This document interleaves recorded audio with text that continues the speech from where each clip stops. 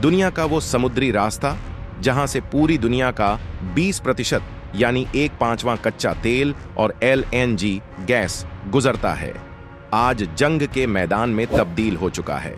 हम बात कर रहे हैं स्ट्रेट ऑफ हॉर्मुज जलडमरू मध्य की।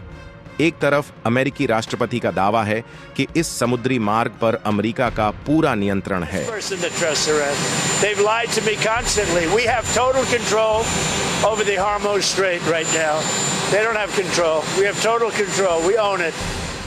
वहीं दूसरी तरफ ईरान ने इस दावे को पूरी तरह खारिज करते हुए ऐलान कर दिया है कि जब तक उनकी शर्तें नहीं मानी जाती तब तक इस रास्ते को किसी भी हाल में खुलने नहीं दिया जाएगा। आखिर क्या है यूएस ईरान डेडलॉक? क्यों ओमान, कतर और पाकिस्तान जैसे देश बीच बचाव कराने में जुटे हैं? और इसका असर दुनिया और भारत पर क्या पड़ेगा? आइए समझते हैं आज के इस एक्सक्लूसिव विश्लेषण में।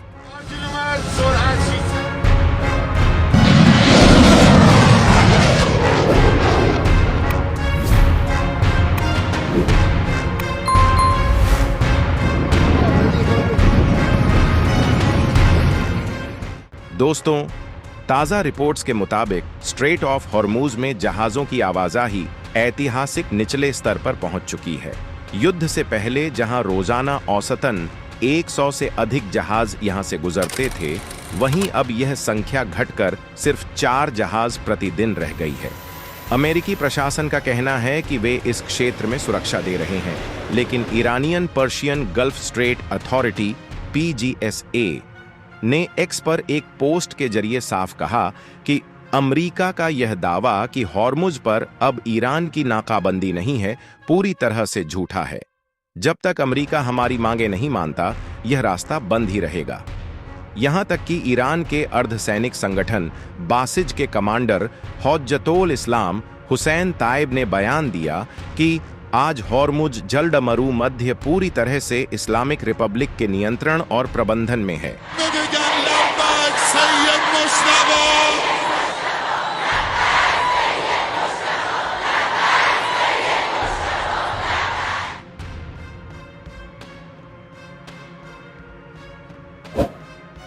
अब सवाल उठता है कि क्या अमेरिका और ईरान के बीच सीधी बातचीत हो रही है? इसका जवाब है नहीं। ईरान का कहना है कि अमेरिका ने जून में हुए 60 दिनों के युद्ध विराम समझौते MOU का उल्लंघन किया है, इसलिए वह वॉशिंगटन से सीधी बात नहीं करेगा, लेकिन पर्दे के पीछे कूटनीति जारी है। ईरान ओमान के साथ मिलकर भविष्य में इस समुद्री रास्ते के सुरक्षित संचालन के लिए बातचीत कर रहा है। कतरी विदेश मंत्रालय के प्रवक्ता माजिद अल अंसारी के अनुसार ईरान और ओमान के बीच बातचीत काफी एडवांस्ड स्टेज पर पहुंच चुकी है। पाकिस्तान के गृह मंत्री मोहसिन नकवी ने तेहरान में वरिष्ठ अधिकारियों से मुलाकात की है ताकि दोनों देशों को बातचीत की मेज पर लाया जा सके। इस डेडलॉक को तोड़ने के लिए दोनों पक्षों ने अपनी सख्त शर्तें रखी हैं। ईरान की सुप्रीम नेशनल सिक्योरिटी काउंसिल ने अमेरिका के सामने 6 प्रमुख शर्तें रखी हैं। ईरान के खिलाफ अमेरिका की धमकियां और अपमान तुरंत बंद हो। ईरान, लेबनान, फलस्तीन, यमन और इराक पर हमले स्थायी रूप से बंद हो।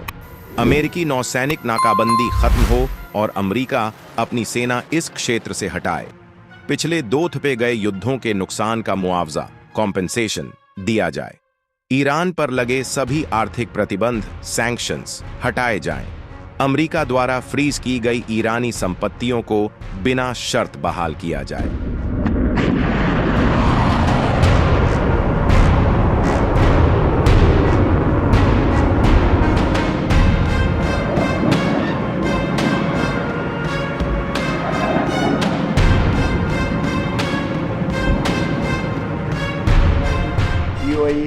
दूसरी तरफ अमेरिकी राष्ट्रपति ट्रंप ने व्हाइट हाउस में बयान देते हुए कहा है कि उनका प्रशासन पिछले 50 वर्षों में ईरान द्वारा पहुंचाए गए नुकसान का हर्जाना मांगेगा।